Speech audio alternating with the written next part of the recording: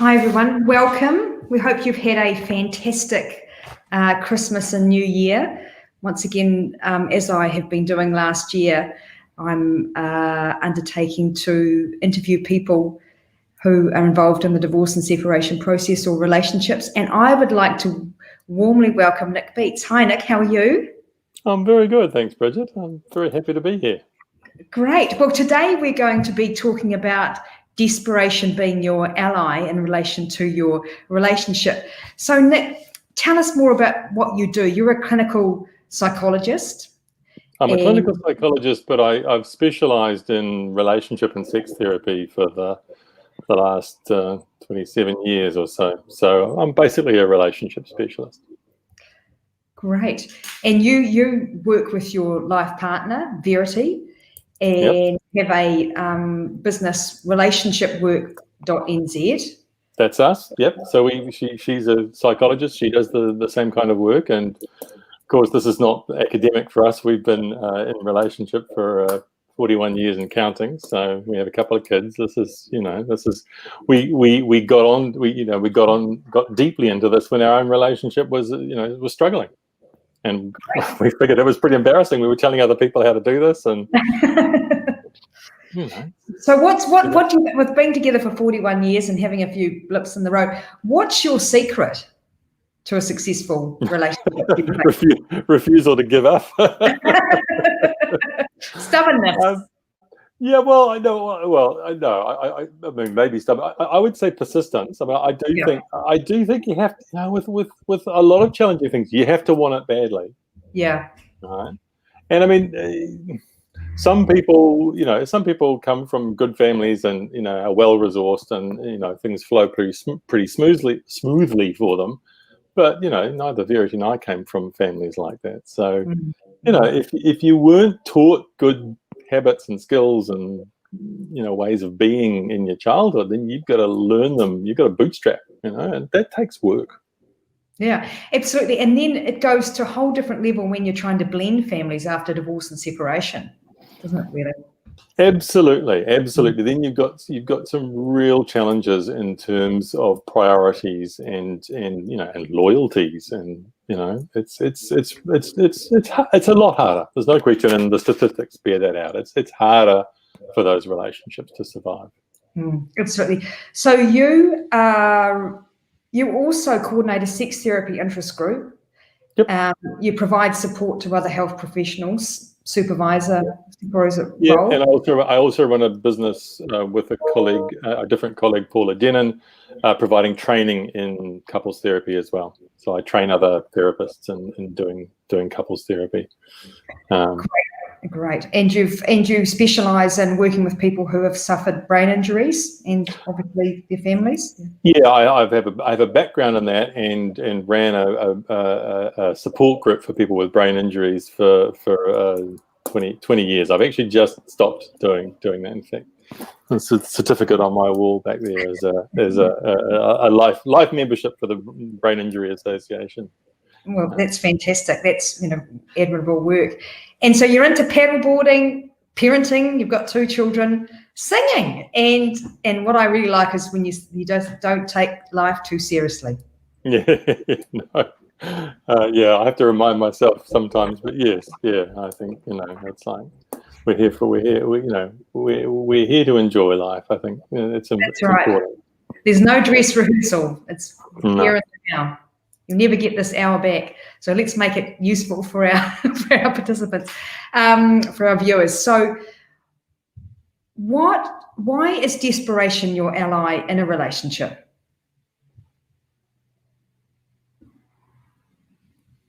Whoops, I think he's just frozen. Be coming back in a minute.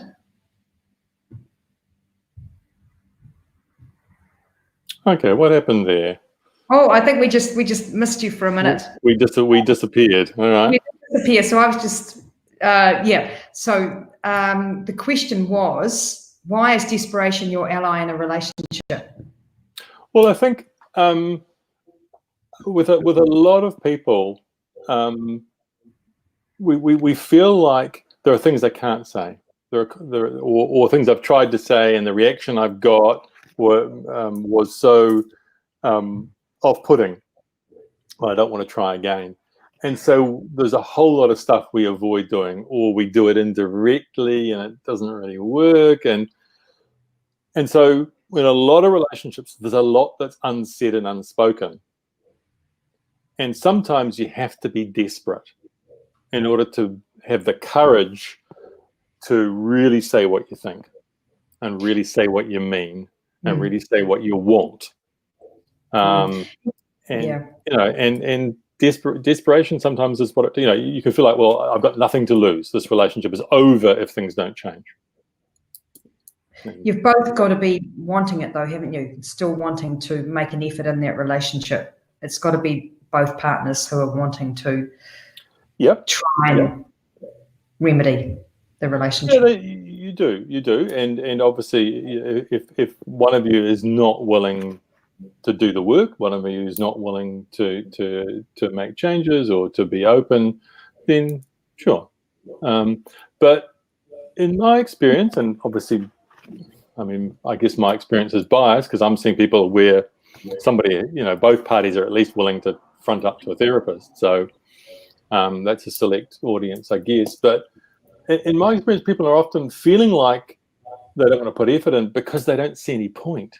They don't think, they think things are irretrievable. And I mean, certainly part of my job is to help people say, oh, actually, there's more that you could do than you're aware of at this point. So conflict, which is around us every single day in a lot of the relationships that we have in our life, how much is normal in an intimate relationship? Well, I think the short answer is a lot.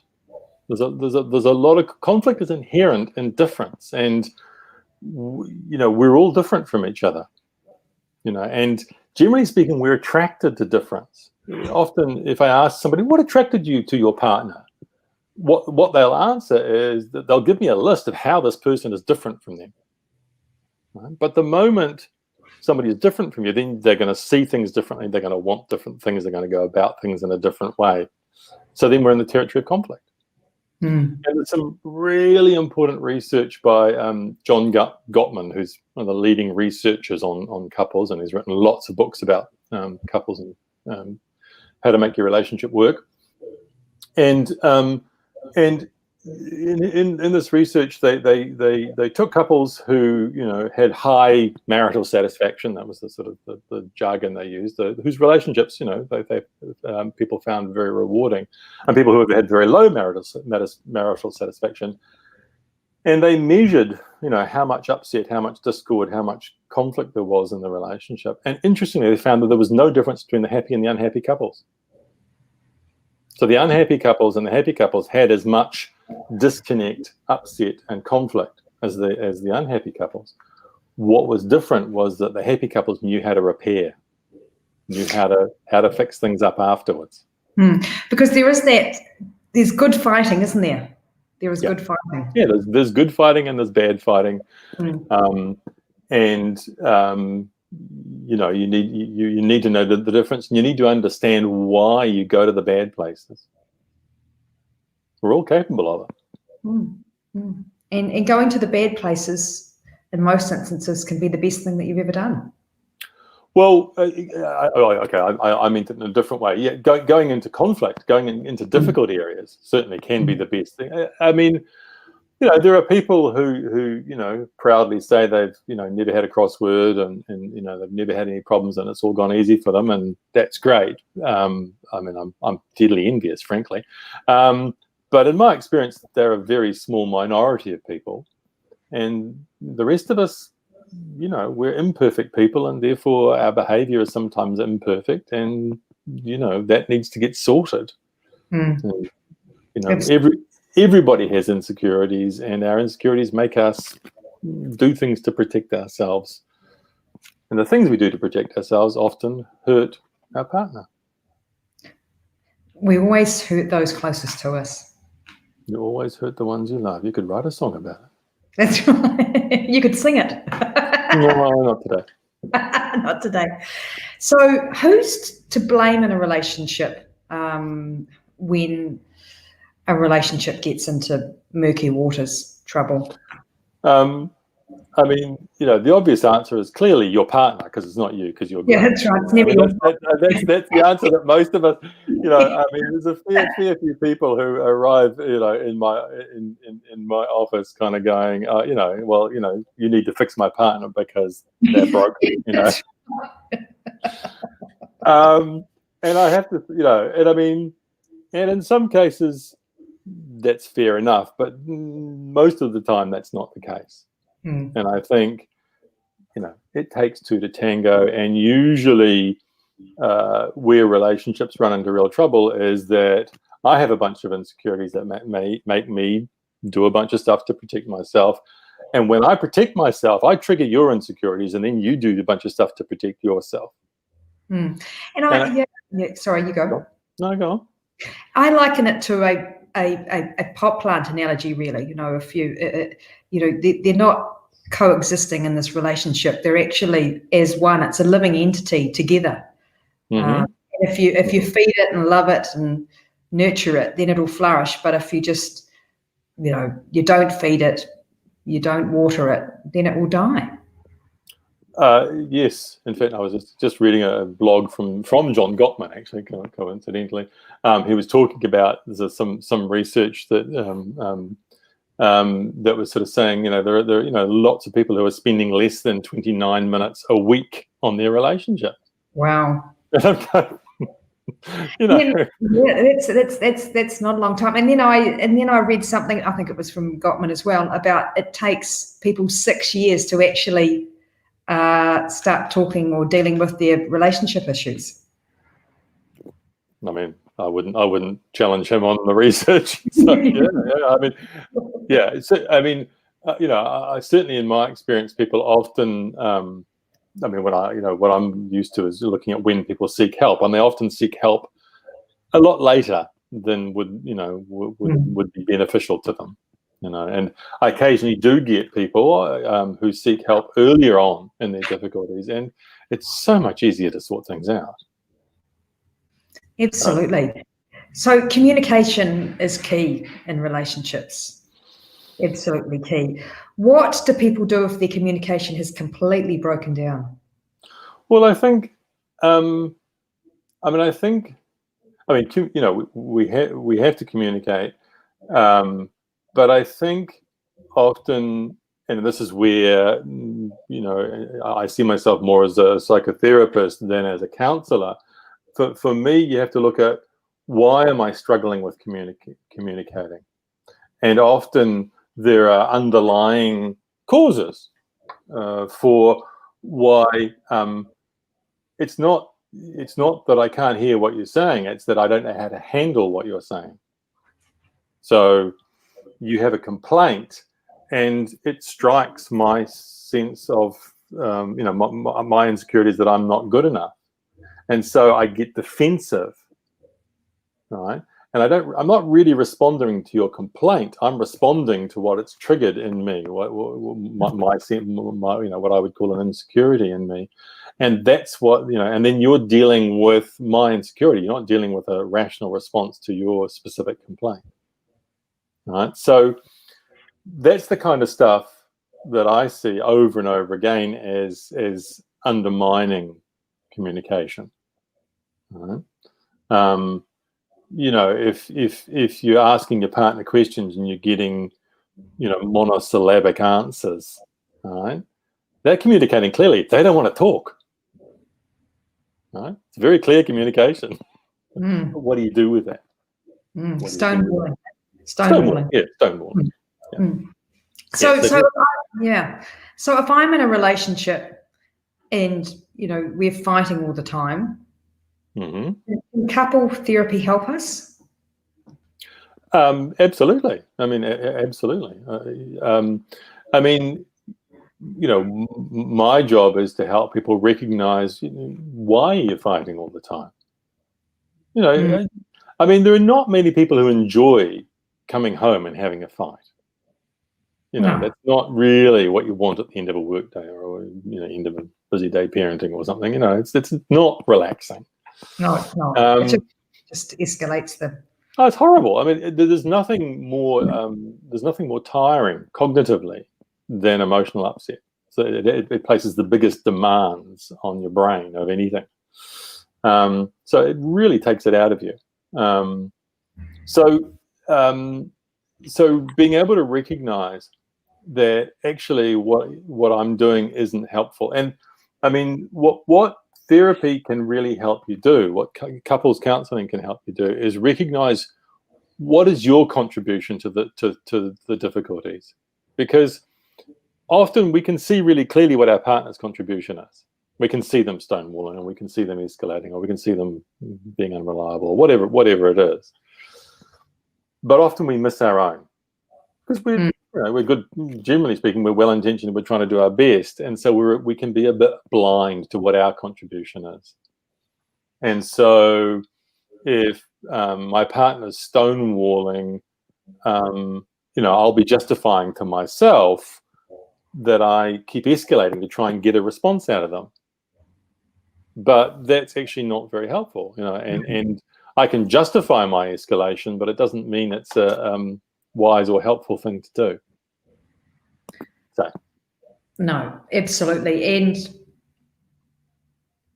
it's difficult, isn't it, when couples just cannot talk together about anything? I mean, how are you supposed to improve a relationship if you can't talk? Yeah, and I mean, there are certainly people who who because of their experience, in their present relationship, and or more often because of past experiences, are really frightened to talk about anything, real or important or serious. And I think sometimes they do need a facilitator. And, I think that's okay. If it hasn't been safe for you, or you haven't been taught how to do it safely, it's okay to ask for help. I don't know about you, but I'm not very good, with accounting. I go and consult an accountant. Yeah, no, exactly. That's right. I'm not either, by the way. But if for example, let's liken it to your car breaking down. You don't generally fix it yourself unless it's something minor. You go to a mechanic to get it fixed. So if your relationship's slightly broken or quite broken, then you go and see a psychologist, family therapist. Yeah, I mean, I would, yes, go and see somebody who does a lot of couples therapy, though. By the way, just as a little sort of consumer alert, there are a lot of people who will have on their website that they do couples therapy. Ask them how much they do, and there was a guideline published by the American Association of Marital and Family Therapy, and they said you don't want to see somebody who does less than 1/3 of their practice as couples therapy. Yeah, and I think that's as a rule of thumb, because it's a specialist area, like lots of things, and, like I guess being a divorce coach, it's like it's a specialist area, and you want people who do it all the time. Absolutely. So, what are the signs from your perspective that it's time to separate? Well, I think you mentioned one earlier on, which is that if one person is really unwilling to look at themselves, to do the work, to take responsibility for their contribution to things going wrong or being difficult. If somebody's stuck, so usually that person is stuck in blaming mode. It's all you. There's nothing wrong with me. If somebody's just intransigent about that, then you probably are wasting your time. I mean, sometimes that's an initial response, and you have to kind of, again, persevere past it. But I think that's a pretty serious sign. I mean, and the other one, which is not unrelated, is of course if you're fearing for your safety. You can't have an equal relationship. You can't have a relationship of equals if one person is unsafe, is intimidated. That's right. Whether that's verbal or physical or both, you just cannot live that way. We've got a safety plan that we give out to clients or people. If anyone wants a copy of that, that's certainly available. That's a fabulous thing. Yeah.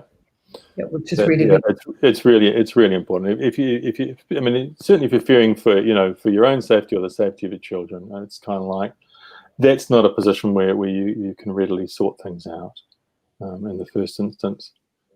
So Nick, if people would like to utilise your services, how do they get in touch with you? Email through the website, relationshipwork.nz. That's where we hang out, and I have to warn people that I nearly always have a wait list. So if people want to use me, usually you have to be prepared to wait. And generally, it's the same with Verity as well. Yeah, well, that's a really good sign, isn't it? Because you obviously do. Yeah. I mean, we've been doing this for a long time. We've been established, and a lot of people know about us. A lot of ex-clients, a lot of other therapists, people have trained. So there's a lot of people referring to us. So, but people are happy with the results, so we're happy with that. Well, that's great. Well, thanks, Nick, for coming on today. I'd definitely love you to come back on in the next month or two. It's been really insightful and just has given people something to think about, because I'm certainly not pro-divorce. I like people to do absolutely everything before they come and see me and decide to leave each other, because at the end of the day, you want no regrets and look back and go, if only I had actually tried a bit harder or worked on my stonewalling or was really willing to give it a go, things could have been different. Yeah, that's great. Great. Thank you. I'll be happy to see you again. Great. Bye. See you. Thank you.